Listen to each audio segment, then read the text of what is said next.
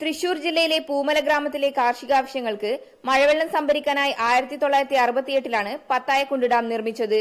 Thekkumkara, Mundathikode പഞ്ചായത്തുകളിലായി 385 acre സ്ഥലത്തെ കൃഷിക്കായിരുന്നു ഈ ഡാമിലെ വെള്ളം പ്രധാനമായും ഉപയോഗിച്ചിരുന്നത്.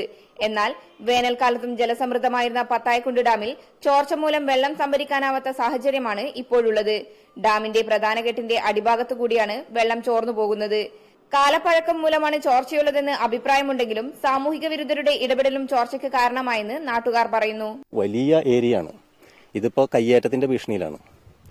ഇതിലെ വളരെ അധികം കയ്യേറ്റങ്ങളുണ്ട്. ഈ കയ്യേറ്റങ്ങൾ ഒഴിപ്പിക്കണമെന്ന് നാട്ടുകാരുടെ ആവശ്യമാണ്. കൃഷിക്ക് ഉപയോഗിക്കാവുന്ന ഡാമാണ്, കുടിവെള്ളത്തിന് ഉപയോഗിക്കാവുന്നതാണ്.